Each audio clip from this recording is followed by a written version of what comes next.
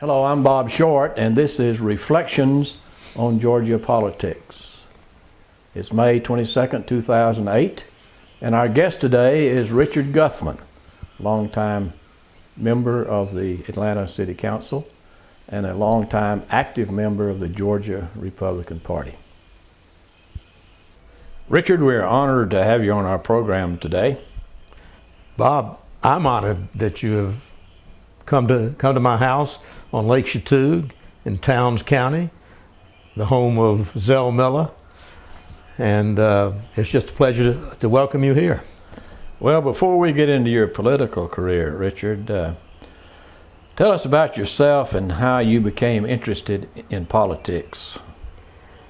I'm a native Atlantan, born at the old Piedmont Hospital over where the old Atlanta Stadium used to be, in right field, I think. I went to public school in Atlanta. After graduating from Grady High, I went off to Cornell for 2 years. My father thought it would be a good idea if I saw some other part of the country. And Cornell did have and still does a very fine engineering school.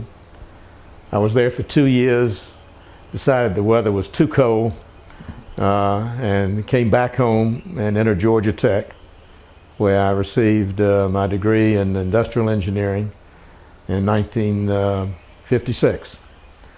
I worked for Montag Brothers, the old Blue Horse School Supply people, for a number of years. My father had been there ever since he graduated from Georgia Tech.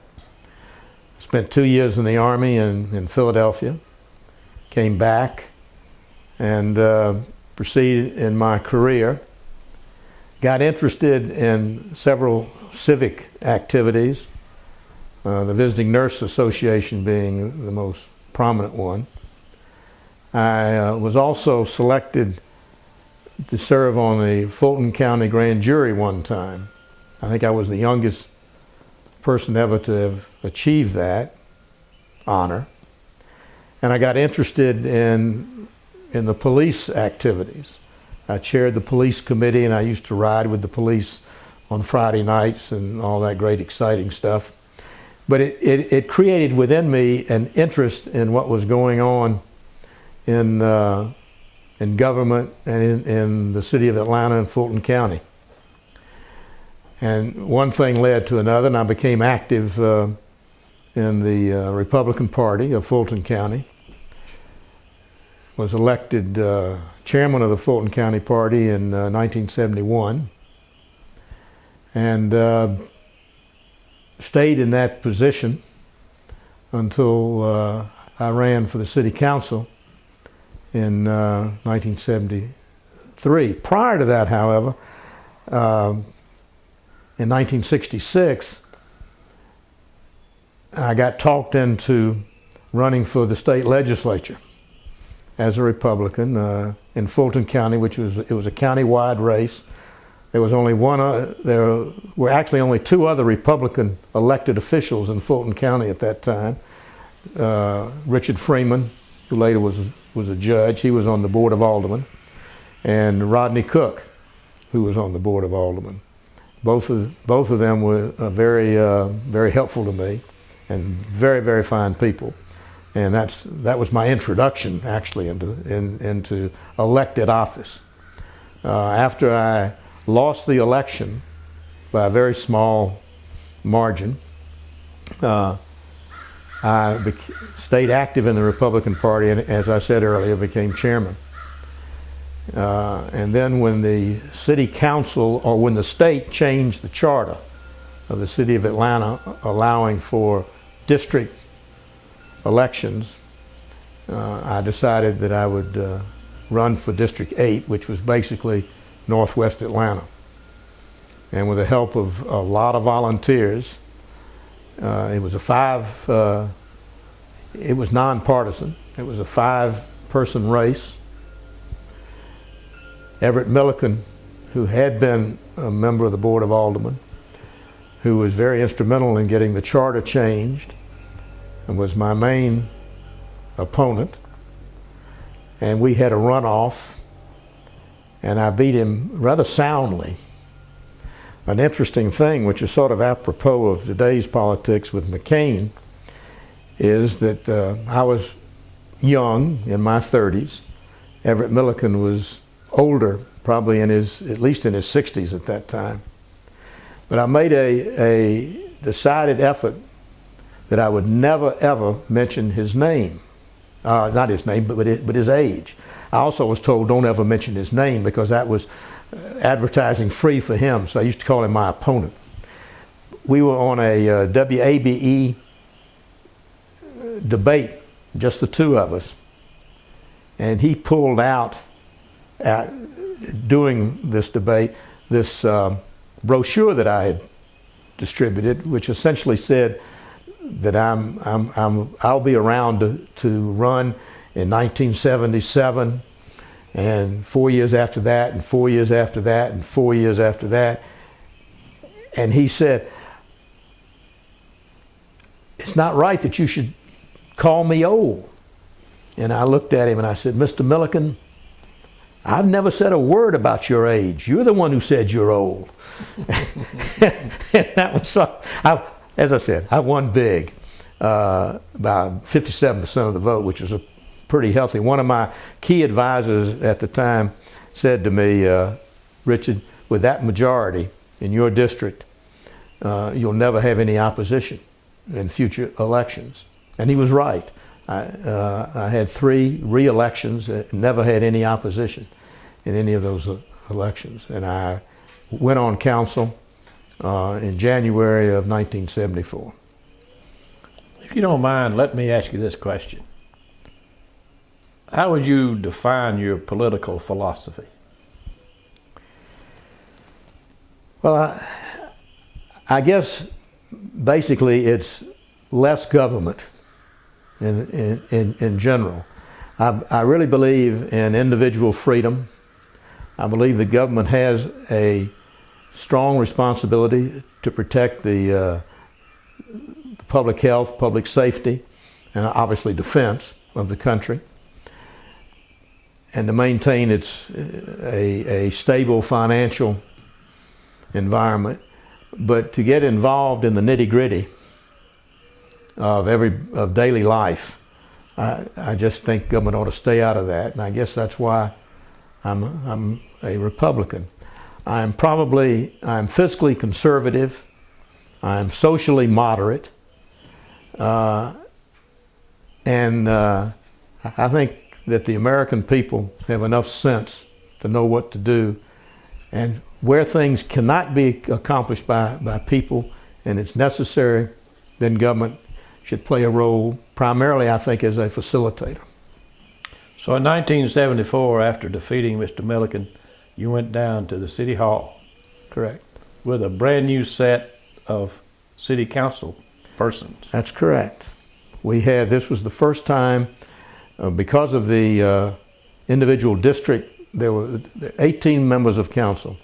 6 ran at large, had to live in the district in which they were running, but they ran at large. 12 ran in individual districts. And that allowed for a racially equal split on council. There were 9 whites, 9 blacks. The president of the council, or the vice mayor, was white. The mayor, Maynard Jackson, was black. So we were as racially equal as could be, and it represented basically the demographics of Atlanta. Richard, there's one thing I've always admired about you, and that was your ability to work across party and racial lines while you're a member of the city council.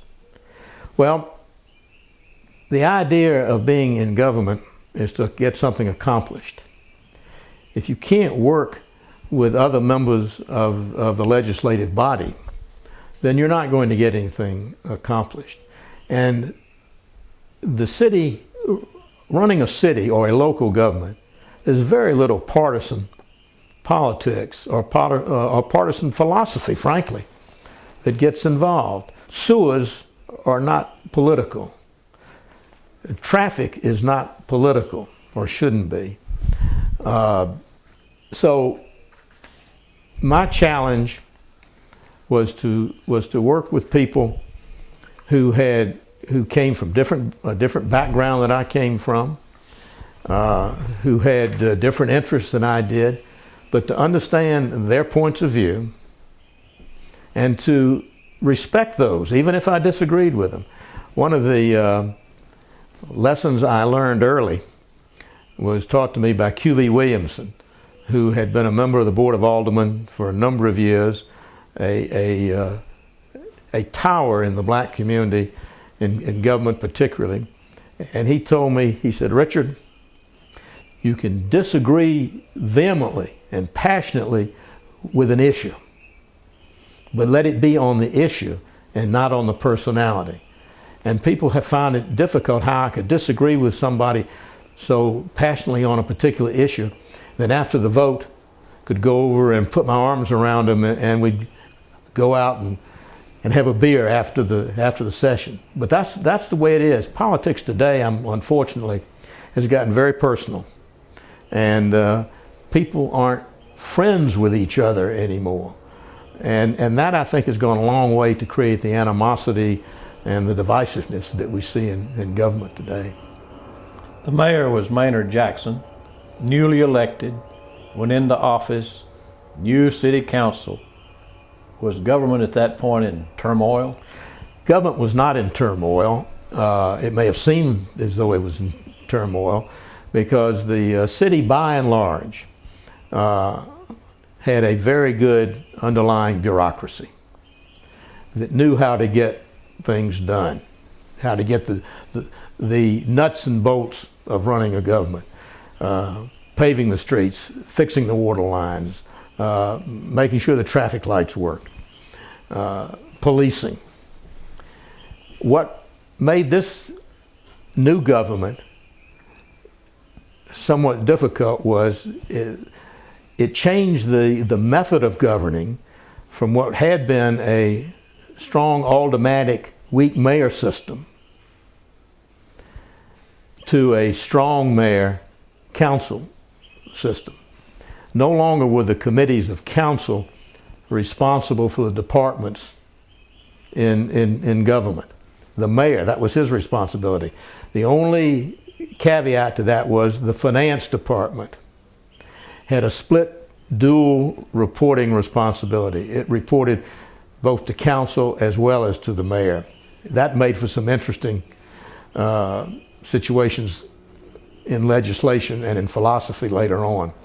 But the legislature had seen to it that the charter, it was a strong charter. It had some very strong language about the city's finances, which prevented the city from having any operating debt. It could have bond indebtedness, but through a referendum. But it could not have, it had to have a balanced budget every time. And so if the proposed budget was not in balance, then you had to have a couple of things take place. You either had to reduce the budget, raise the revenue, which generally meant raising taxes, or a combination. But we had to have a budget. It had to be balanced, and it had to be approved by the, I believe it was the third Monday in March of every year. There were a lot of disagreements between members of council and the mayor. Maynard Jackson was a strong individual, very articulate individual, a person whom it was very easy to be friends with. He had a strong personality, an engaging personality, could speak several languages fluently, but he had his opinions. And his strongest opinions had to do with what he envisioned was control of a number of activities which heretofore had been legislatively controlled. Appointments to the zoning board, as an example. He also was very, very strong on the minority participation in contracts, and that led to a lot of disagreements over time. But his principle was right. His tactics sometimes were irritating. He did not get along well with the business community. which he could have, but he didn't. That was just his way. So a lot of things that happened happened much more difficult to get done than they could have gotten done.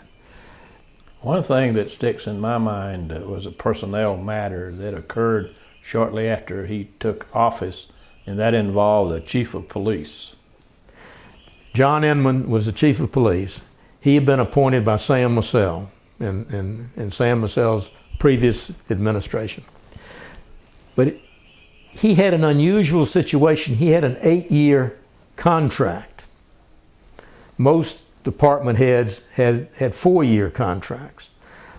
And I don't know why he had an 8-year. I was not involved at the time.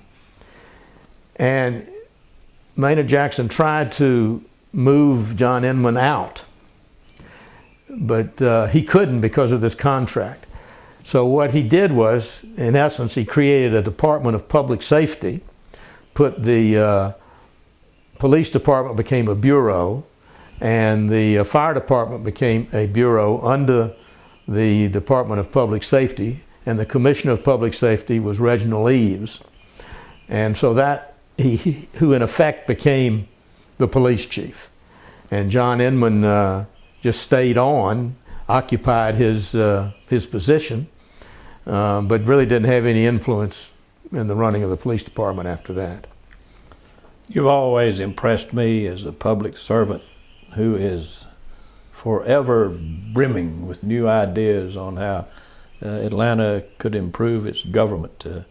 You've made a lot of solid suggestions that were adopted, and maybe a few that weren't. But are you satisfied with your successes? Well, I never kept score as to a success or a defeat. My major accomplishments, I think, occurred in the financial arena. I became chair of the Finance Committee and served in that position for a number of years, and was not very popular in that position because there were a lot of things that the city was asked to do that I thought and others thought that were against what the city charter said we could do. The city of Atlanta, interestingly enough, at that time, and I don't know what the charter now says, but could not engage in social services. It could only do the nuts and bolts: police, fire, pick up the garbage, keep the water running, run the parks, pave the streets, traffic control. It had no control and no interest, or I say no interest, no influence or no oversight on Grady Hospital. We had in our budget, and had been for a number of years, 8 child care facilities that I don't know how they got into the budget, but they were. And we continued to fund those via a contract.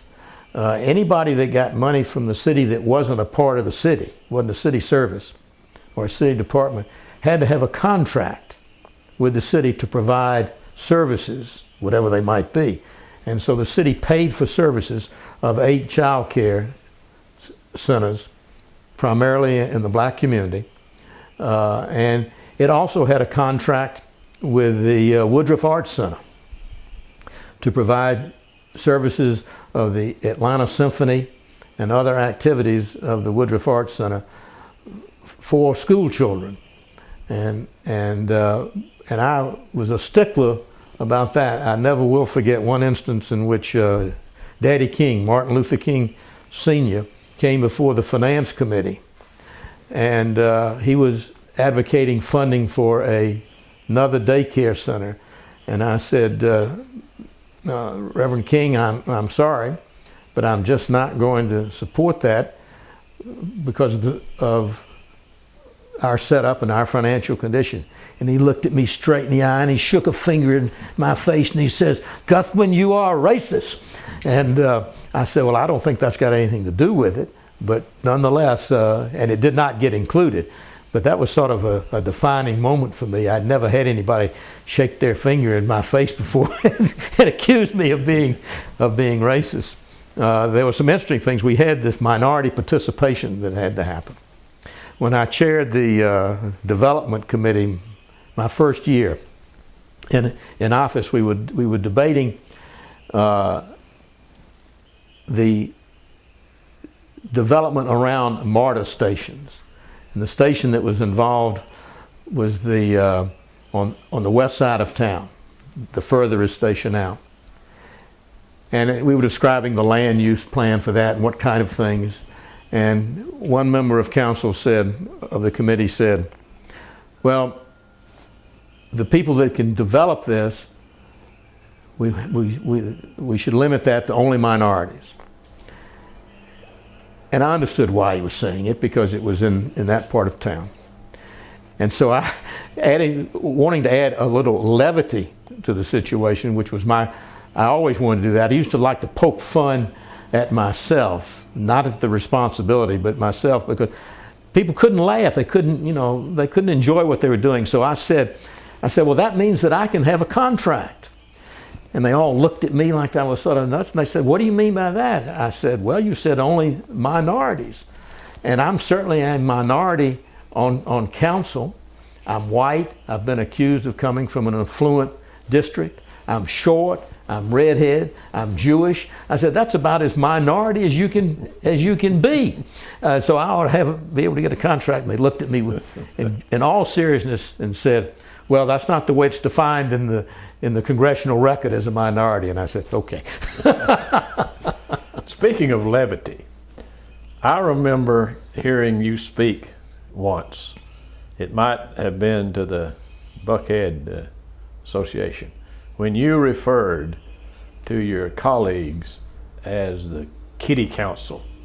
Was that a joke, or was that just a Freudian slip? Well, maybe both. We were new, essentially, and we would squabble like children do, but not anywhere near as bad as what it's come to now. So while I don't remember that particular remark, it's very possible that I said it. Let's talk for a minute about MARTA. MARTA really got into being while you were a member of the city council. Tell us about the development of MARTA. Well, MARTA actually started prior to that, and I think the first referendum was in 69 or 70, something in that date, and it was defeated rather roundly, and there's several reasons for that, which are unimportant. It was revived again in, I think, was it 71 or 72, and I was appointed a vice chair of the committee to have a successful referendum. Emmett Bondurant, a very fine attorney in Atlanta, a good friend, and Andrew Young were chairs of the committee. I was a vice chair. My responsibility was basically to get the referendum passed from North Avenue north to the city limits. That was my responsibility, and that part of the city did. It voted in favor of MARTA. I went out night after night. It was a political campaign, giving speeches to small groups about MARTA and what it would do, etc. And the referendum passed. Our first activities as far as a council was to condemn land. MARTA would ask us to condemn certain pieces of land. If we couldn't get it done voluntarily, we used the eminent domain process. We then got involved in the station area planning, which I mentioned earlier.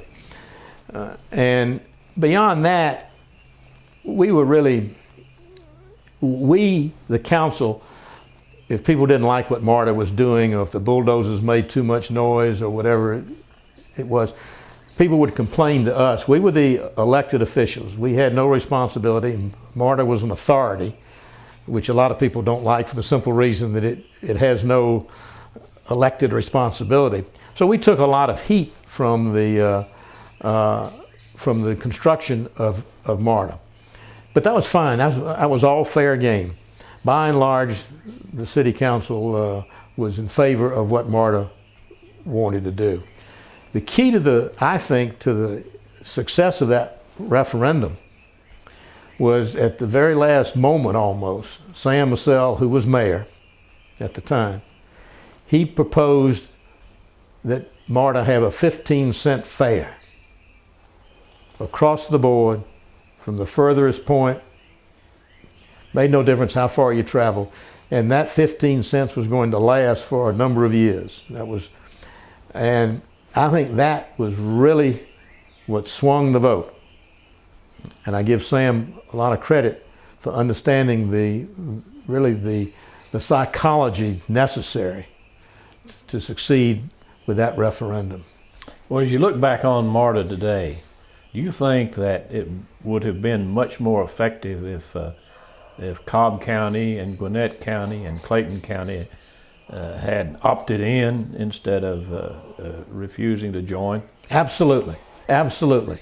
And certainly the growth of the metropolitan area that has taken place since that time demonstrates the need for that.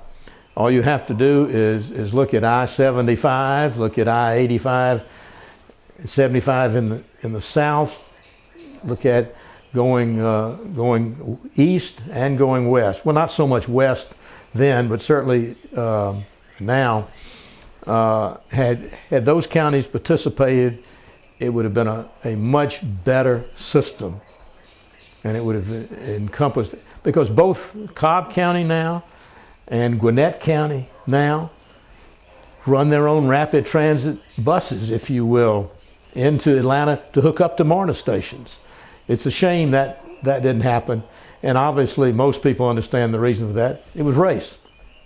It was pure and simple. It was race. It was not economies. The people in those counties would not have objected to the 1% sales tax. They all have that now. But it was purely a matter of race. They thought that if they became part of the MARTA system, it would bring blacks into their essentially all white counties. While we're on the subject of transportation, let me ask you this question. Do you think it was wise to funnel traffic from two major interstate highways directly through the center of Atlanta on what is now known as the downtown connector? If there could have been a better solution to that, it may have been wise to do it. But remember, there was already an Atlanta expressway that didn't go very far, but it was essentially what is now known as the downtown connector. It split the city in two, east and west. That was a major mistake because it stayed divided for many, many years. Up until just relatively in the last 8 to 10 years has that gap really been bridged, both literally and figuratively. That route was there. To do it otherwise would have put in two other roads probably through the city. 285 took some of that traffic off from a traffic point of view. If you're coming in from the north and you want to get out on the south and have no business in the city, you take 285 as trucks are required. That was something, by the way, that the council got the Department of Transportation to put that rule in, where through trucks could not drive through the downtown connector. They had their bills of lading had to show a delivery or a pickup in the city in order to do that. That's why the trucks go around now and not through. From a planning point of view, probably should have been done a different way. But planning by textbook and planning by practicality are two different things. The practical aspect of it was Atlanta already had a downtown connector built prior to the interstate system. So it was only natural that take place. It has certain advantages where you have 3 interstates that intersect at essentially at the state capital area. That's unique. It brings a lot of things into the city which otherwise may not have come, would have bypassed the city. And you got to remember that Atlanta was born as a transportation center and a hub. And the interstate system has maintained that, for better or for worse. Tell us about 400.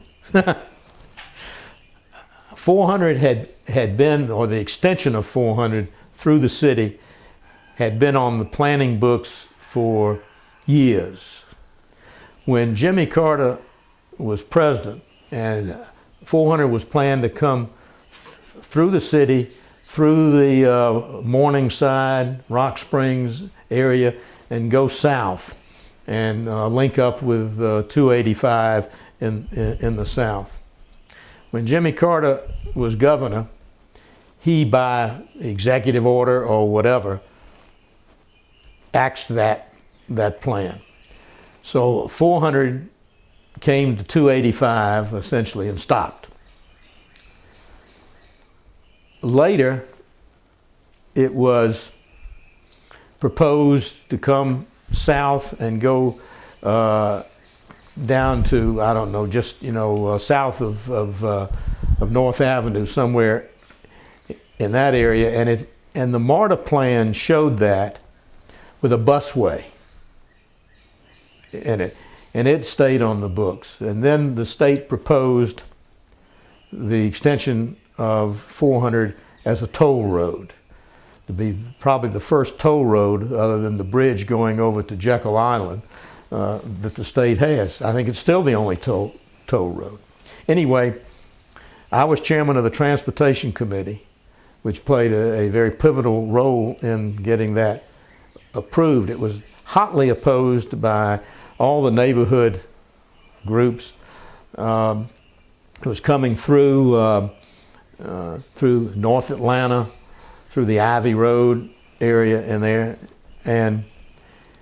but it had a lot of sense in that it would connect a growing part of the northern metro area to the city and allow people in the city to get to that northern area, whereas there was not any practical way to get to it. And I took on the task of getting that through council. I had a lot of angry calls about that because a lot of my strong supporters were opposed to any new road. I went to Commissioner Moreland, Tom Moreland, with the Department of Transportation, who was pushing the road, obviously, and said, I'll support it if, and this was a big if, the plans for MARTA change instead of from a busway to a rail line. Well, that took a lot of talking and a lot of doing. MARTA agreed to it, and finally Tom Moreland agreed to it. So a rail line was proposed. I went to work to support that, and I think we won by about maybe 1 or 2 votes on council. And now, while some people say it's a headache, if you look at it every day, the traffic on 400 is just amazing. It opens up the south to the north part, and likewise opens up the north to the south part. I don't know how many thousands of cars go through there every day, but and the toll road was eminently successful. In fact, so successfully, I think the state a few years ago was trying to use some of that money for purposes other than what it was originally designed for. Atlanta's mayors played musical chairs for several years there. Mayor Jackson was in office for 8 years, and he was succeeded by Andrew Young. Let's talk a little bit about Andrew Young. You served with him. What kind of a mayor was he? Andy Young was an exceptionally good mayor. His personality was terrific. He worked well with the business community. He knew how to take two opposing sides who were daggers in with each other and sort of bring them together. He used to start off with a meeting when you had these opposites ready to do mortal combat, and he'd put his hands together and he said, now let's pray about this. And he had that kind of personality. You could disagree with Andy, but you could never dislike Andy. He was one of the few that you just could not dislike. So it was a pleasure working with Andy. He had vision. He truly had vision of what he saw Atlanta's potential to be, an international city. He was obviously instrumental in getting the Olympics here in 1996. In fact, I think the two most influential people that got Atlanta the Olympics, in addition to the idea of Billy Payne's, was Andy Young, because he was able to really secure the votes from the African countries, and Pat Creasine, who was at the time president of Georgia Tech, and he designed, or had designed, it was his vision, a virtual tour. We think nothing of that today, but that didn't exist back then. A virtual tour of what the Georgia Tech campus would look like as an Olympic village, what the venues would look like, what the housing would look like, and that became part of the presentation. And no one had done that before. That was the first time that had ever been done. Today, no one gives that kind of presentation a thought. But it was Pat Creasine who came up with that. And the Olympics, while some people thought it might have been disruptive to the city, in the long run, the Olympics did more to put Atlanta on the map internationally and nationally than any other activity, I think. And Andy had a lot to do with that. Andy was interested in trade, and he just knew how to deal with people and how to get that. He was, I can't remember any significant issue that came before council where, at least from my perspective, I had any violent disagreement with Andy. He was receptive to people with alternative ideas of how to accomplish something, and that's important. The mayor is the mayor. The mayor is the chief executive officer, but a CEO who doesn't want to get ideas from other people is not likely to be a successful CEO. Andy was successful. Richard, you were there for what, 14 years? 14 years. What sort of turnover did you have in the council during that period? Well, initially we were we were 9 and 9, 9 white, 9 black. In the next election in 1977, as I recall, that ratio changed and it became majority black, because some of the white members of council who were there, got elected in 1973, were holdovers from the old Board of Aldermen.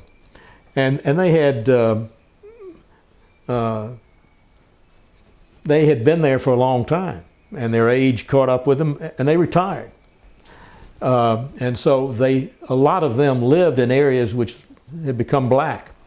And so that's what changed it. And when I left, I believe, and my memory sometimes is not always that clear, but I think we had gotten to where there were probably 12 black and 6 white. Mm-hmm.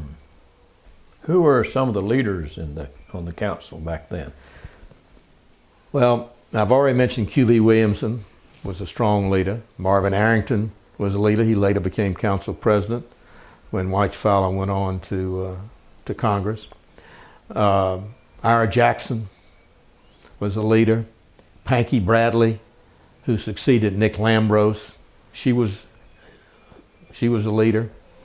Buddy folks. They were strong leaders, and they did their part well on council. In the history of Atlanta's growth, one of the outstanding things has been the Atlanta airport. I think we all have Bill Hartsfield to thank for that. He had the vision to see an old dirt racetrack into the leading, busiest airport in the world. One of the first things that was before Maynard Jackson in 1974 was the development or redevelopment or expansion of the airport essentially as we know it today. He put George Berry in charge of getting that done. George, as so many people will know, is from Blairsville, a graduate of Young Harris College, and George is an amazing public servant, and he sort of shepherded that thing. There were a lot of debates because this was when the minority business participation was at its beginning, and there were a lot of controversy.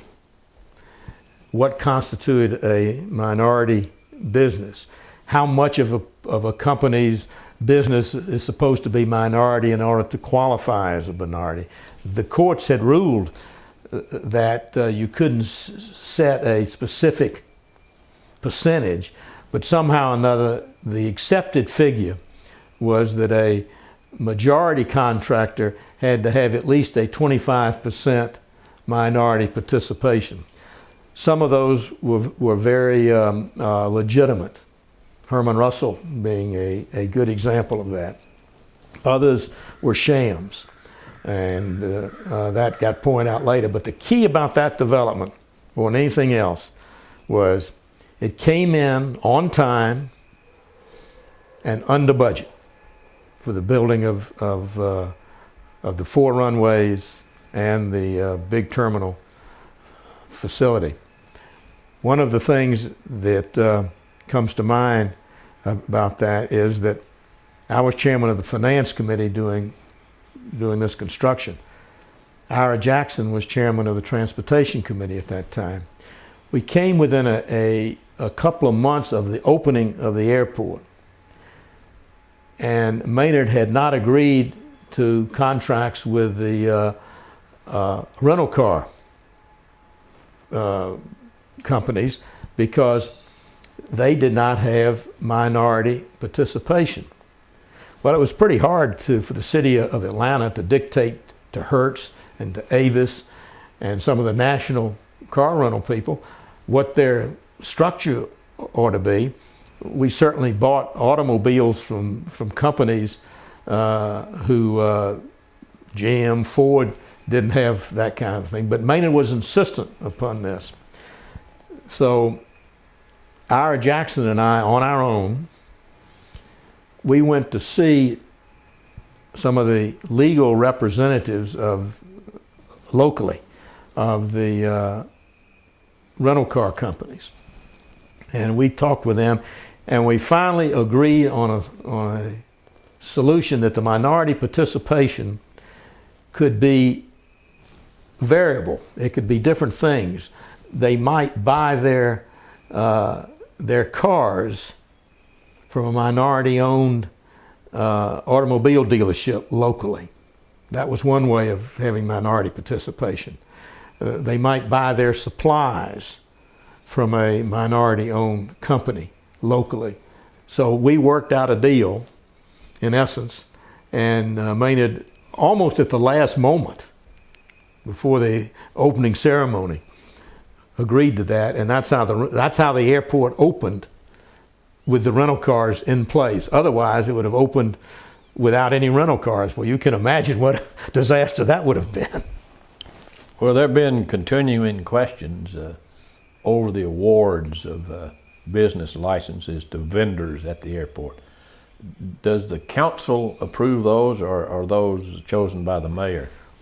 What the council did at the very beginning was create a master vendor contract. And it was up to the master vendor to select his subcontractors, the individual. And that worked fairly well for a while, because the council rightly so, didn't want to be involved in having to approve and make contracts with individual companies. I mean, you know, there are hundreds of vendors at the airport, and to have to get involved in each one of those would have been a nightmare, beyond all nightmares. So we had a master contract. That worked well for a while. Then some of the subcontractors started complaining that the rent they were paying was too high, and they wanted their rent lowered, and we had to hear a lot of those. And when I would ask the subcontractor, can we examine your books? I mean, you're telling us as the members of council that you're not making any money, but while you might not be, if we're going to make some changes, we have to at least examine your books.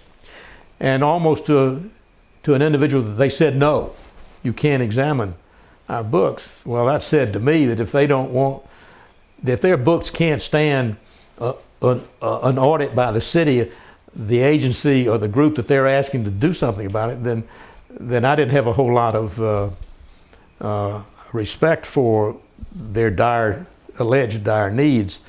One example, without getting into details, was involving a vendor who sold ice cream. And I suggested to the vendor that I can buy ice cream, your cone of ice cream at the airport, cheaper than I can buy it from Baskin & Robbins. And I said, that doesn't make any sense to me. You're the only one selling ice cream at the airport. If you need more revenue, why don't you raise the price of your ice cream cone? That to me was how the supply and demand works anyway.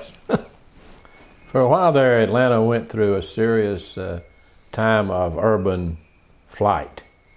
It seems now that the suburbans are moving back to town. What sort of pressure is that going to put on the future of the city government in Atlanta? Well, the pressures will be the same. Even if there were people who didn't sleep in Atlanta, they spent their day in Atlanta. So the needs to have all the infrastructure were just as great. But I think it's an interesting development which is happening about the in-flight now or the inward movement rather than the out flight.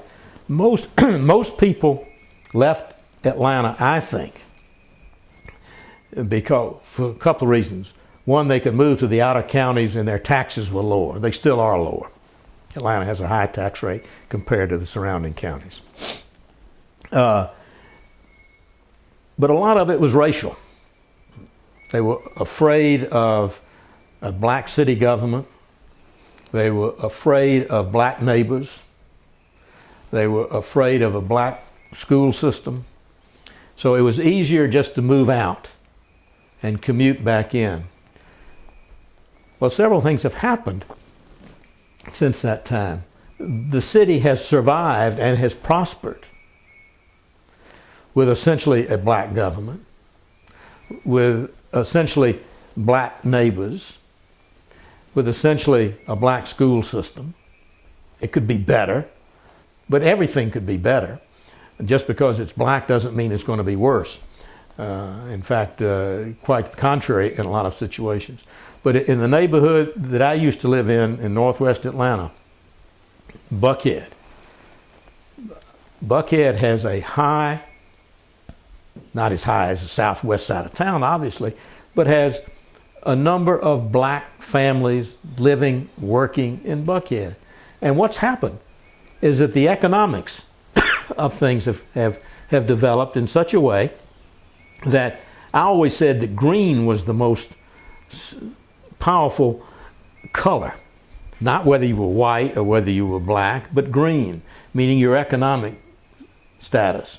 And the black middle upper class now has really developed into a very strong, influential part of the city. Plus the transportation problem. If you're going to get stuck on 75 or 85 in either direction, north or south, for several hours trying to commute, particularly when the price of gasoline keeps going up, you're going to want to live where you can walk to your job, or where you can hop on a MARTA train or bus and get to your work. So there have been a lot of things that have influenced that have done that. And that has been a good thing, because a lot of the areas that had gone down, deteriorated, Midtown being a tremendous example of that, has now had a huge rebirth.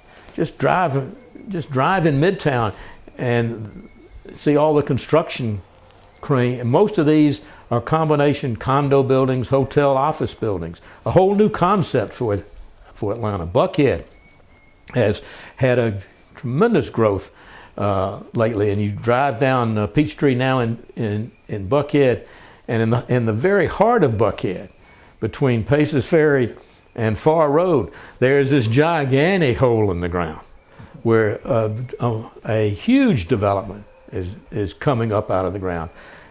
Condo, office, hotel, and shops. I mean, that's just a marvelous combination. Vertically. Yeah. Vertically. There is no more room. The square foot is so expensive that you have to go up. Richard, some say $1 billion, some say more, but there seems to be a high price tag on repairing Atlanta's infrastructure. And it is. It is a high price tag. One of the, in my second or third year on council, I chaired the Public Utilities Committee, which had the responsibility of infrastructure. And at that time, I identified conservatively about $800,000 worth of repairs needed to bridges and storm sewers. $800,000. That was in probably 1975 or 6. Today we're talking billions of dollars. At the time, no one wanted to talk about fixing a bridge or fixing a sewer line. Couldn't see it. Couldn't get your hands around it. You couldn't feel it. And people didn't, it was not politically expedient to want to deal with it, but it was an absolute necessity. Nobody, even Maynard didn't want to hear about it. He just did not want to talk about it. In his second term, when he came back as mayor after Andy, 2 terms were up, one of the first things he faced was doing infrastructure. So it got more expensive. It will continue to be expensive. When you consider that some of the water mains that the city had, and may still have, were made of wood, because they were put down that long ago.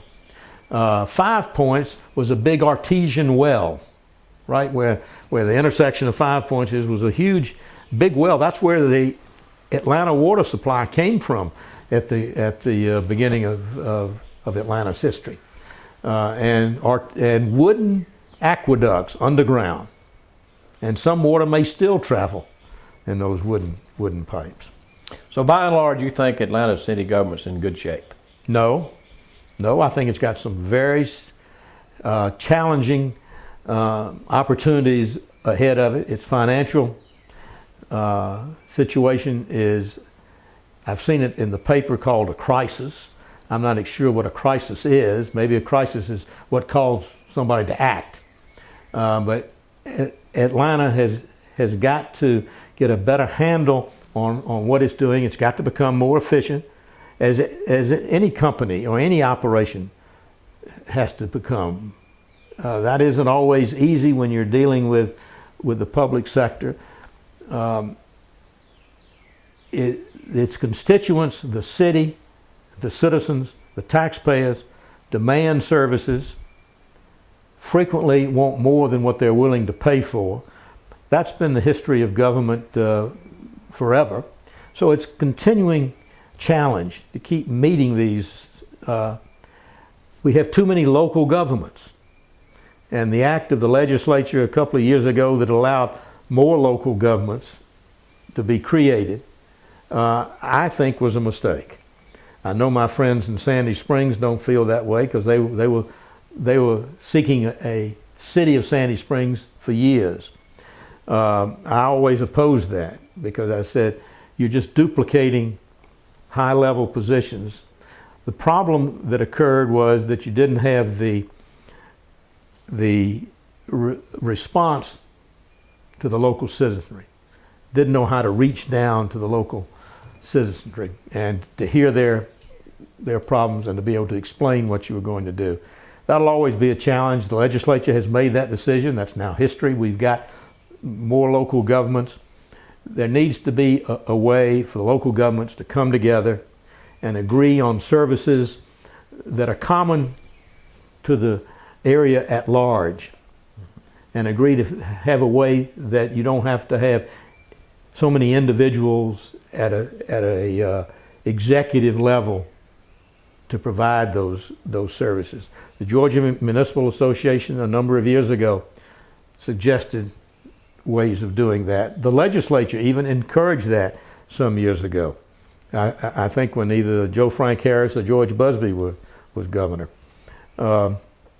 So this is a constant battle, but the city of Atlanta, for its size, for its diversity, is still a damn good city and will continue to be. It's got all the things that a city needs. If you take a look at other cities, they're generally bounded by some geographical barrier. Atlanta is not bounded by any barrier. It can expand in all directions, and in essence, it has. It may not be called the city of Atlanta, but if you fly over Atlanta, let's say you're going south to Macon, there's not much area between where it's heavily populated and Macon where you've got any land left. Driving up 400, you can't see what's happening on the side of the road because of the trees. And 575, the same thing, yet tremendous amount of land now being developed. And it wouldn't be developed if it were not for the city of Atlanta. Development is not good. I'm living here in an almost pristine area, and I love it. I don't want anything. There have to be some areas left where it can be sort of untouched. But when you're in the middle of this big maze, you've got to provide for the people. The people keep coming in. I haven't seen any figure that says that the population of greater Atlanta or the metropolitan area is decreasing. To the contrary, it continues to increase every year. Atlanta is no longer a sleepy town.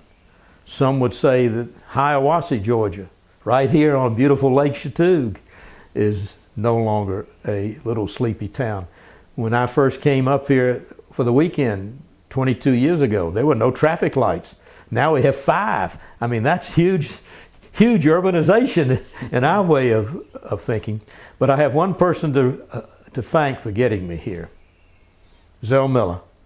When I used to have interface with Zell on governmental matters or whatever it was, when he was lieutenant governor and I was on council, he used to always talk about the beauty of Towns County.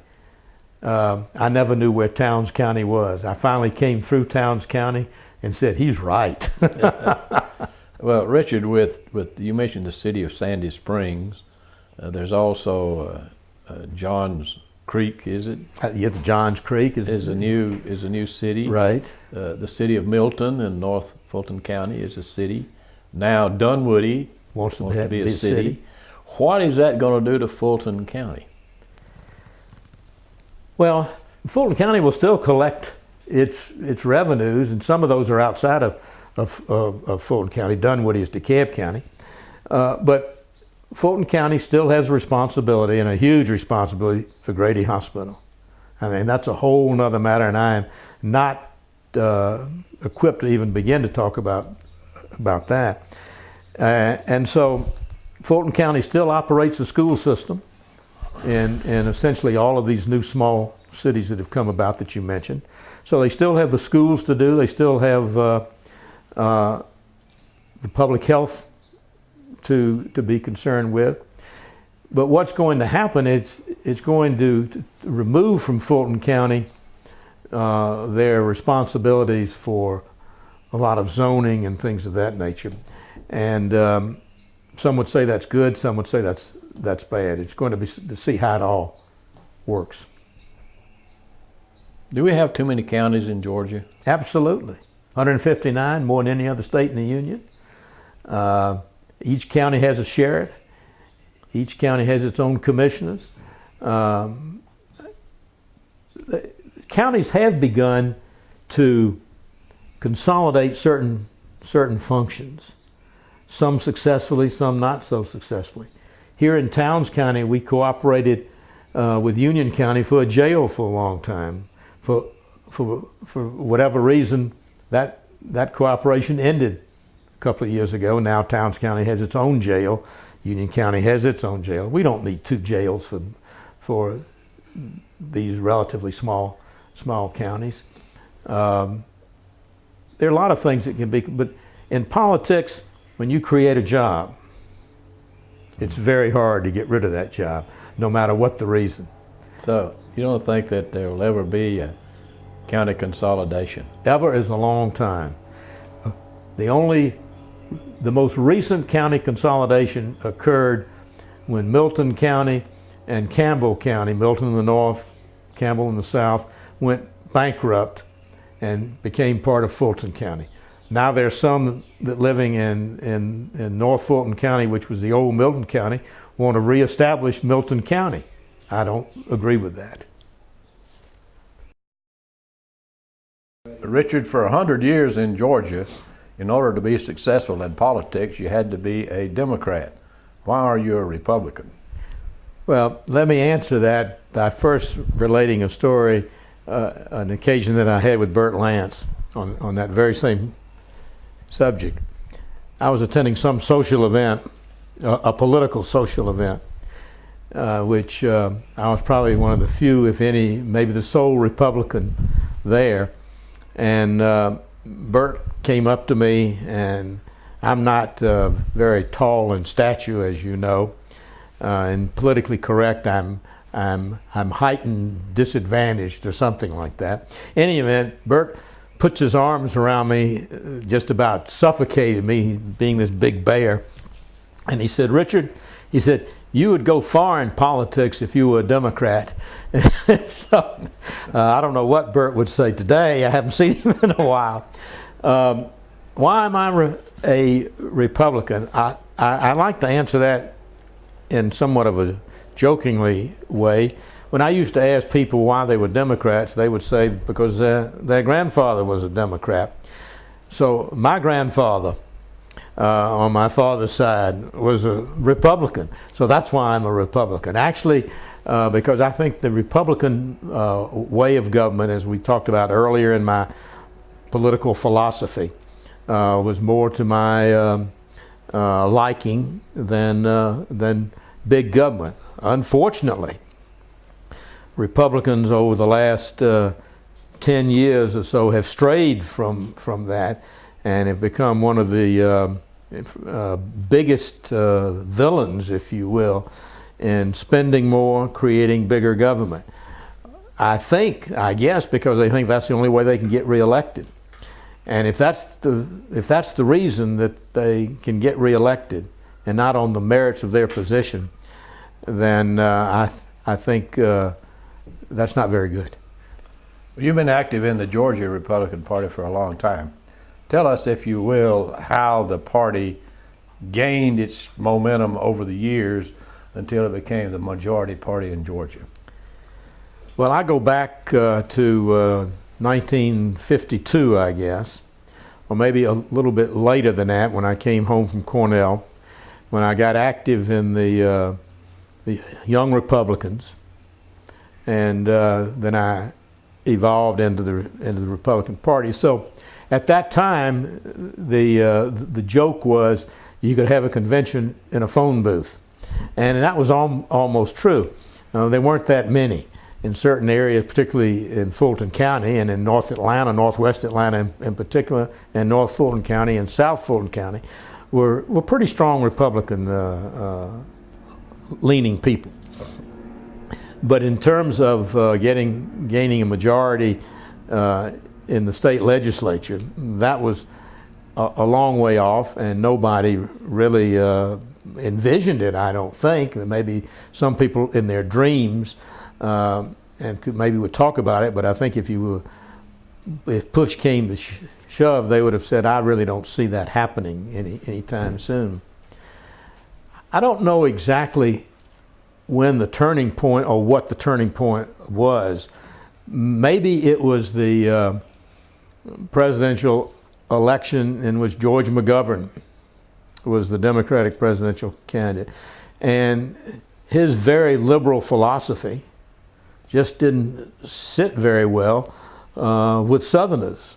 And so the Republican Party got its surge, particularly in Georgia, and I suspect in other southern states, by people who had been conservative Democrats saying that the party is no longer their party. I can remember Zell saying that he didn't leave the Democratic Party, the Democratic Party left him.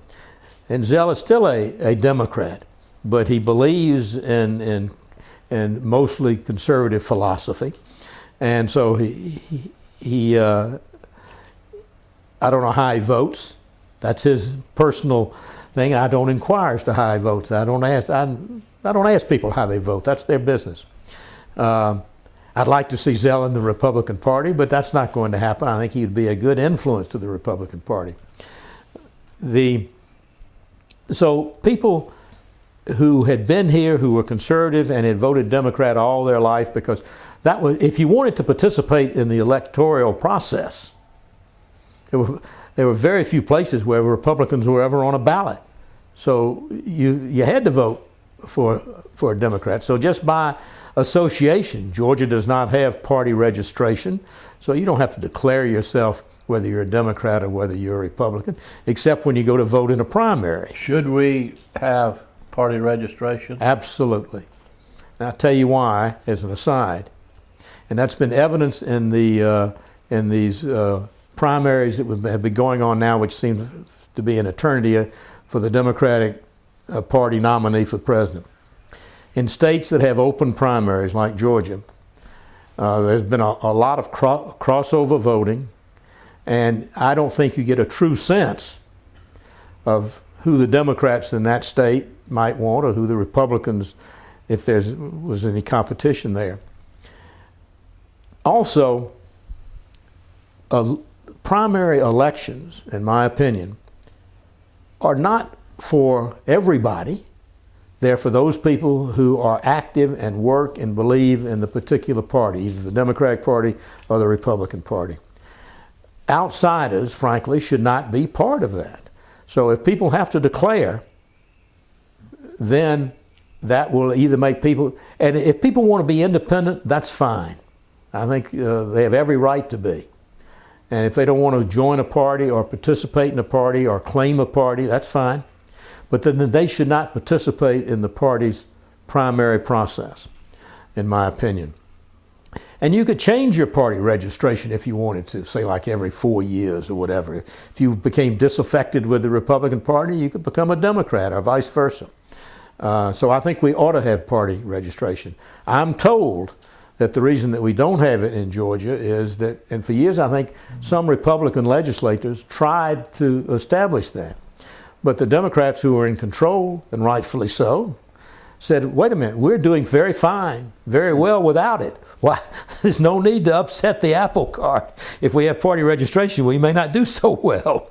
So, but I think we need it, and I think it ought to be nationally. Each state, I think, ought to make that decision. It should not be a national decision. But the state should decide that it has party registration. And in primaries, Republicans vote in the Republican primary, the Democrats vote in the Democratic primary. If the independents don't like the candidates that they've chosen for either case, they have two options. They can vote in the general election for the person they least, or they think is the least of the evils, if you will, or they don't vote. And they would say, well, I need to vote. Then make a decision. This is the two choices you have. You may not have participated in how they got there, but these are your choices. You had the opportunity to participate if you declared which party you wanted to work with. We're never going to have another party if we don't have party registration. There's no need for anybody to do that. So that's how I feel about party registration. I feel pretty strong about it. Do you remember the first Republican statewide candidate? I thought about it, and you know, of course, I'm very young now, Richard, and my memory is not good as it used to be, though. I understand. But I think that the first statewide candidate that I can remember running was Rodney Cook. Well, but he didn't run statewide, though. He ran for governor. Rodney ran for governor? I don't remember Rodney running. Yeah. I was active in a lot of campaigns for Rodney. He ran, I think his opponent was Joe Frank Harris. Well, could be. Maybe I'm wrong. But Bo Calloway was the first one that I remember. That's right. In fact, Bo, I think, was the first one, certainly the first one to run for governor since Reconstruction. And on that, in that year, 1966, there was Al Fowler who ran. Well, those guys were Democrats in the beginning. But they switched to Republicans. Well, that's right. You can't count those. Oh, you can't count those. No. Okay, all right. You got to count Republicans like you that go back to their great grandfather. Oh, okay, okay.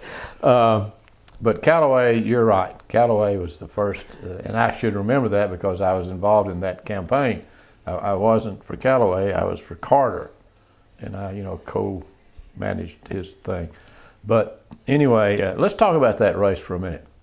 1966, and we were speaking now of crossover voting, and I don't know whether this is true or not, but I suspect it is.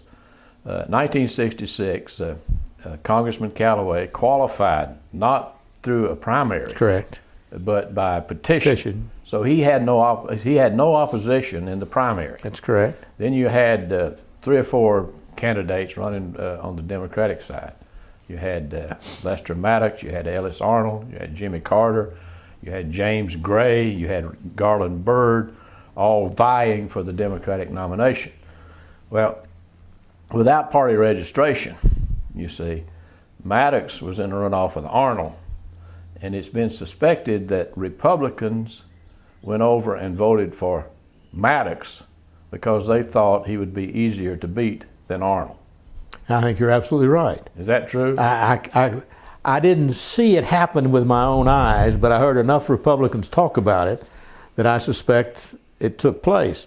And my response to that was, be careful who you vote for because that's who might win. And that's what happened. And that's exactly what happened. I do not believe in interfering with the other person's primary. That's their responsibility, and I don't want to have anything to do with it because that's what happens. In the general election, the Republican nominee, the Republican candidate was Bo Calloway, who had been a congressman, and the Democrat candidate was Lester Maddox. There were a number of people who were dissatisfied with either candidate, and a write-in campaign was ensued for Ellis Arnold. And as a result of that, Bo Calloway won the plurality of votes, but not a majority that was required by law at that time. People writing in for Ellis Arnold's name probably siphoned sufficient votes away from Bo Calloway that he could not get a majority of the vote. So the law then required that the Georgia legislature select the governor when there was no majority in the general election. Since then, that's been changed. There's now a runoff provision, I think, in the general election laws that would allow for the top two to run off, and there wouldn't be a write-in. But Lester Maddox was the nominee because a lot of Republicans voted in the Democratic primary, and he won the Democratic primary. That's one of the negatives of having this open election. Each party should take responsibility for its candidate, good or bad. You know, that provision that resulted from that election was brought into play when Paul Coverdale defeated Weitz Fowler in a runoff. Yes. Remember that? Yes. And it was shortly after the Supreme Court decision. There's one interesting thing about that U.S. Supreme Court decision in that Maddox Calloway case. You know, it was a 5-4 vote allowing the legislature to elect. But Justice Black ruled that a state legislature could elect a governor in the first place, that there's no provision in the law that requires elections. I thought that was very unusual. Yes. What? So now let's get back, if you will, to your career in the Republican Party. Republican Party now has control of the Georgia legislature. It has the governor. It has a majority in the Public Service Commission. It now is the majority party in Georgia. If you had to pick some individuals who helped to make that possible, who would they be? You mentioned Paul Coverdale. Paul was probably one of the finest legislators to come out of Georgia in a long time. He truly understood the need to be able to get along with members of both parties and any other diversities that might be in the legislative, whether it was the Georgia General Assembly or whether it was the U.S. Senate. I think Paul had a lot to do with that when he won the U.S. Senate race over Weitz Fowler, when Weitz was seeking a second term. And I think that was sort of the beginning, because that was really a statewide race won by a Republican, won legitimately by a Republican with no funny things in terms of who decides who gets elected. And interestingly enough, Paul Coverdale, who was a moderate, was able to bring the Republican right, the very extreme right, in to vote for him. It's almost sort of reminiscent of what's happening now in the presidential election this fall with John McCain.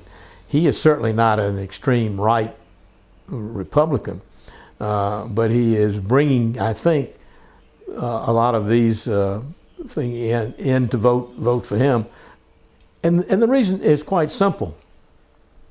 It's better to have a half a loaf or 3/4 of a loaf than no loaf at all.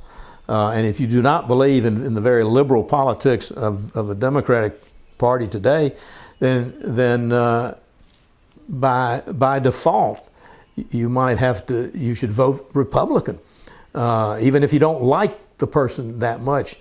I never forget, brings the story to mind, a story that when I ran, I had a cousin, my second cousin, my father's first cousin, and she's she's dead now. She was a very liberal Democrat, and she told my father that I think Richard will be the first Republican that I've ever voted for. It'll probably upset my stomach. And he said, well, take a tum and vote. So, voting for somebody is not based on necessarily the person that is ideal and meets all 10 of your requirements. It's the person who meets most of your requirements. Politics is the art of the possible, I digress.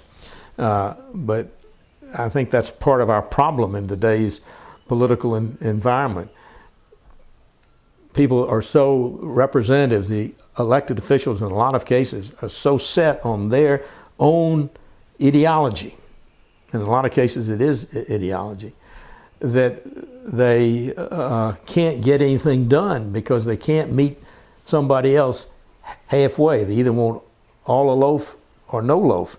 And I've never thought a no loaf result was very good.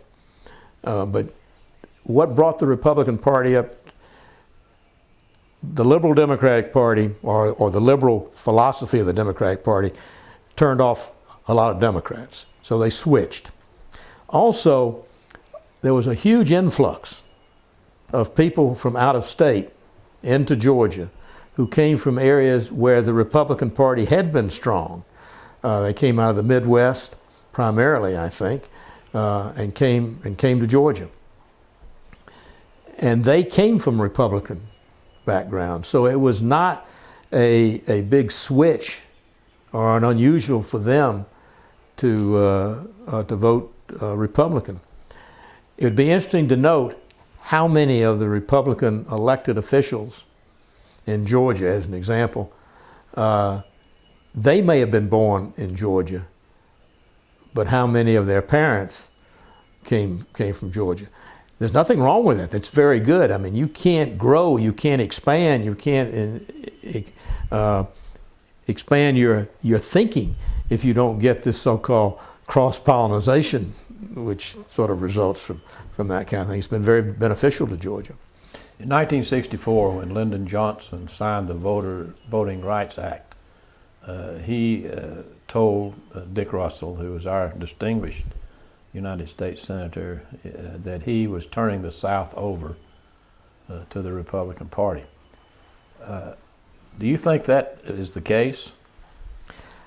I think there were a number of people, Democrats, who were so opposed to the civil rights legislation that they thought, because some Republicans were also opposed to the civil rights legislation, that the Republican Party was the party of status quo in that regard, and so they became Republicans. I think it's a bad reputation that the Republican Party got as a result of that.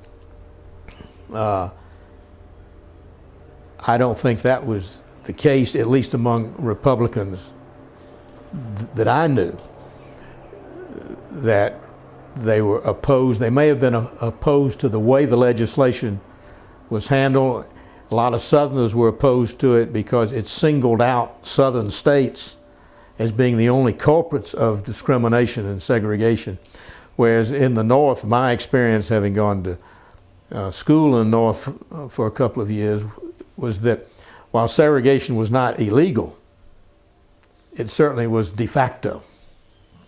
And the civil rights legislation, the provisions of that required any change in election, political boundaries had to be approved by the Justice Department.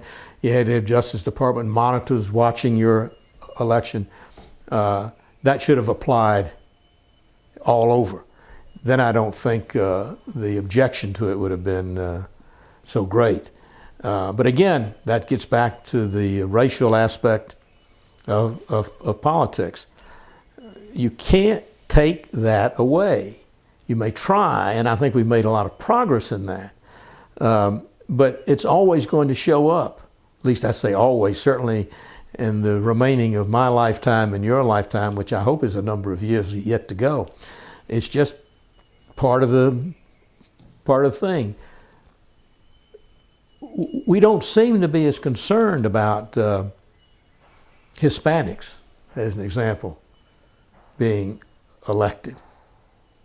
But it's this racial thing which has been in our culture for forever, since we've been a country, and it's going to take a long time to get that out of the way. It's unfortunate. It really is. We ought to judge a candidate or a person on their merit, what they stand for, and not the color of their skin.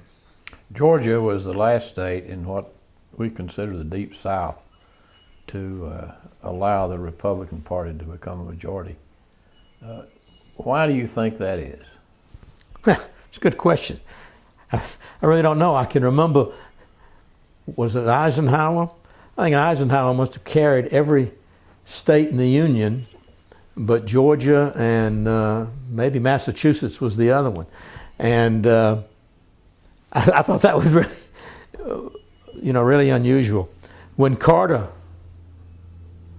ran for re-election against Reagan, I think Georgia was probably the only state that didn't go for Reagan, or one of the very, very few that doesn't. It really shows a deep heritage in the Democratic Party in Georgia. And it's unfortunate, but ethnic groups have been somewhat classified as to who they generally vote for. Blacks generally vote Democrat. They didn't until Teddy Kennedy. JFK, John Kennedy came in. And the blacks primarily, before John Kennedy, belonged to the Republican Party. They were the more educated and the more affluent. The lesser class, the poorer class, blacks for the most part didn't vote for whatever reason. Even, and a lot of the laws, of course, prevented them from participating. So I think that's the reason. I don't know how the demographics break out, but I suspect that in Georgia, which has a pretty high black population compared to percentage-wise, an awful lot of that, over 65%, maybe as much as 70%, votes Democratic.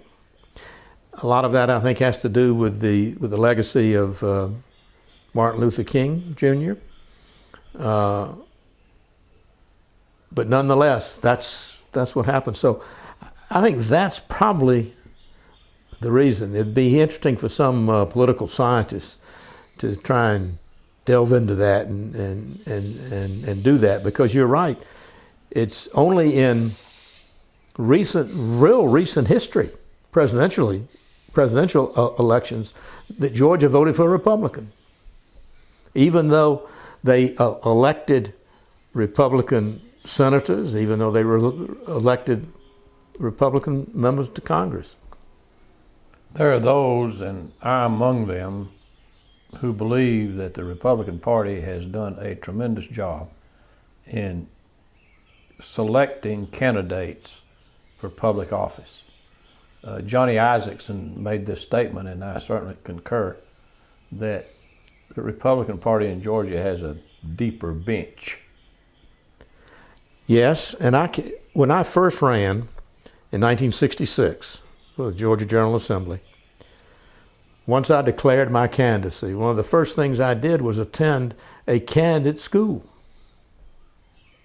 And everybody Republican running for office wasn't forced to attend, but was strongly encouraged to do that. And we learned how to do that. The Republicans did more to enlist people to run and provided help in their running. Where there was Republican opposition in primaries, the party did not take sides. It provided the same information to all the candidates. It stayed out of the primaries as such. I think in those, it was much better organized. The Democrats didn't have to organize, so they thought. It reminds me of when Dwight Eisenhower came to Atlanta when he was running for president in the summer of 1952. He had a big rally in Hurt Park. thousands of people. It was the first political rally I had ever attended. I don't even think I was 18 yet. I'm sure I wasn't. I was a month or two away. I remember going to that rally, and the only thing that I remember from Eisenhower's speech was that when he said, the Democrats have taken the South for granted too long. Well, you can get used to this being in control, and you don't see this other vehicle coming down the street. It's like Satchel, sort of the antithesis of what Satchel Paige said. He said, I don't look over my shoulder. Well, a political party and a politician better look over their shoulder to see what's happening. And the Republican Party today in Georgia, while it's been in the majority a short period of time, I don't believe is winning over the hearts and minds of a great many Georgians in general, because I don't believe they have acted responsibly in the General Assembly. You got a Republican governor, a Republican lieutenant governor, a Republican Speaker of the House, and they can't agree on important legislation. They fight. Now that's not a good sign. There's something wrong with that picture, and they better figure out how to change that picture if they want to be in the majority for any length of time. On that subject, do you see a Democratic comeback anytime soon? Not right away, only because Georgia basically is a conservative thinking state, primarily on economic issues, fiscal matters, on national defense. Georgia's a very strong state when it comes to national defense, probably because we've had all these bases in Georgia, and because of Richard Russell and Carl Vinson and others who were so strong, Walter George, who was so strong in the support of Georgia in that arena. So it'll take a while for that to change, I think. But if the Republicans can't start getting things done that the state needs to get done, important things that need to get done, the most critical issue the state faces today, I think there are two critical issues. One is health care, and the other, which affects everybody, is water. And the state passed something this past session, but I don't think it basically said, we agree to do something. The time is now. We can't wait. And if this drought this past year didn't prove it, when Lake Lanier essentially runs out of water, when Lake Allatoona becomes a dry bed almost, and even when Lake Chattooga behind me drops way down in the middle of the summer, there's time to start thinking about water. The Atlanta Regional Commission in, I guess, 74, 75, identified that in 20 years, Atlanta would be running low on water. And there were a few proposals put out, one of which was even introduced in the General Assembly some years later, to authorize an aqueduct, if you will, a pipeline from the Savannah River over near Augusta over to metropolitan Atlanta. And that went down in a big hurry because rural legislators said, we're not going to supply Atlanta with our water. This brings up the age-old question of two Georgias, Atlanta and the rest of Georgia. But if we don't do something, it's going to be, that surely will be a crisis. It was a crisis this past summer. We're very fortunate that we've had some rains in the last couple of months, which have helped. But all the experts in that area said it's going to take at least the remnants of 3 hurricanes coming through Georgia to get enough water back in Lake Lanier. And we keep adding people to the mix who are getting their water out of Lake Lanier. That's number one. They couldn't agree. They couldn't agree on important legislation in the budget. I mean, when you control all of those, I'm almost speaking in favor of the days of Tom Murphy and Zell Miller, who didn't get along that well politically, but they managed to get legislation through whomever the governor was. Unfortunately, for whatever reason, maybe the Republicans haven't had enough time to learn. 8 years is a long time, or 6 years. You'd think that they would have gotten it by now, but maybe they need a little more time. I hope that they figure out how to pull it together. Richard, you've had a wonderful career. I'd like to ask you now some personal questions. For all the years you've been in politics, what has been your biggest success?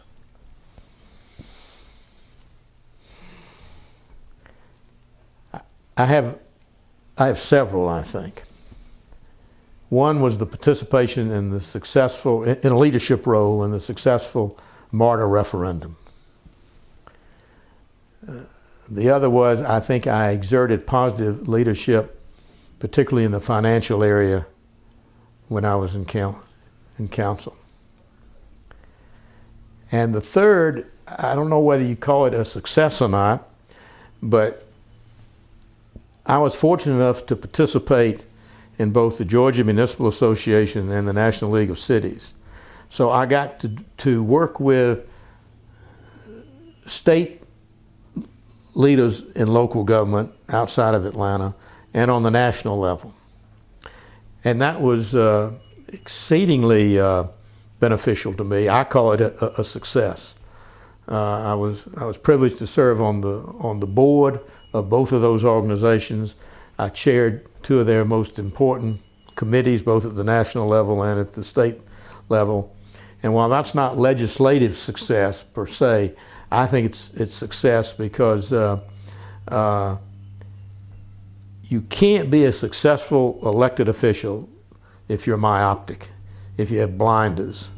You've got to be exposed to the way other people do things, how other people think, what their likes and dislikes are, why they think the way they think, why they act the way they act. And that does, if nothing else, it expands one's own mind, but it also teaches you how to work together. And I said earlier, politics is the art of the possible. And if you're going to be a one-man band and you got 100 conductors, or you got 100 one-man bands and you really got no conductor, that's the recipe for disaster. Some years ago, I was involved in a Leadership Atlanta course, and one of the first things that we did was they played Ravel's Bolero, and they played it without any conductor, in essence, leading it, and it was just a lot of sound. Didn't make any sense. And then they played it as it's recorded with first it starts off soft and slow with the roll of the drums, and then all different instruments come in at different times, and they all come together, and they make a marvelous piece of music. And that was an example of how leadership is so important, and how to be a good leader, you've got to have very good followers, and you can't be a good leader if you don't have good followers. I've been fortunate. I've been a leader, at least some will say that I have, but I've had good followers, and without the followers, there could be no leader. What is your biggest disappointment? That even in the metro area, that we couldn't coalesce even the governments in Fulton County, at which time there were 11 municipalities then in Fulton County, we couldn't get very much agreement on anything. It was always the not in my backyard, the NIMBY thought process. Sure, we need this to happen, but over there, someone else's backyard. We weren't able to cross that very well, and that's evident. We don't have a regional. Atlanta does not have a regional water plan or water system. It's fragmented. The transportation system is still fragmented. There's some there's some rules that you're supposed to observe when you do something, but it's not like it ought to be. It's very hard to happen because everybody is elected by their own little constituency, and they think that if they don't do exactly what their constituency wants, they're not going to get reelected. I think the late Kill Townsend was very strong on this issue. He used to say, in essence, and he was reelected to the legislature year after year after year, that occasionally he had opposition, but it never amounted to much. And he said, it's my responsibility, and I agree with this wholeheartedly, that you may not like what I voted for or how I voted, but at least I hope you'll understand the reason that I did. And if the people don't like what I did, they have an opportunity to express that by voting for somebody else. I used to say the same thing. If you don't like what I'm doing, that's fine. At least listen to me as to why I felt the way I did, voted the way I did, and you have an ample opportunity to express that in certainty at the next election. After my first election to council, I never had any more opposition, and I was successfully reelected 3 more times. So I must have been doing something right, although I sort of like to say that nobody wanted the job. Did you ever consider running for another office while you were in the city government? Yes. I thought when Maynard was completing his second term, his last term, I thought about running for mayor. I visited several people. I was even called to the office of one of Atlanta's and Georgia's most distinguished citizens who was not involved in government but had a lot to do with the success of Georgia, particularly the educational system when segregation and desegregation was coming about. And I never forget his remarks to me. He said, "Richard, you should run for mayor, you should be mayor, but you can't get elected." And so at that time, I don't care who you were, if you were white, you were not going to be elected mayor. Mm-hmm. Today, we're getting toward that point. I'm not sure we're there yet, but we're getting toward that point that might be changing. I think the mayor, maybe in 8 more years or something, will be elected because of who they are, not what they are. How would you like to be remembered? Just to be remembered would be very nice. As someone who did their best, who didn't try for the impossible, but who understood the practicality, represented not just his own district but the city as a whole, and tried to do what was right. So we can't convince you to get back into politics. There's a certain woman that you'd have to go through first, and I don't think there's anybody that could succeed in doing that. Not even if you could be anointed. Not even if I could be anointed. Richard Guthman, thank you very much for being our guest. Thank you very much for coming and sharing my house.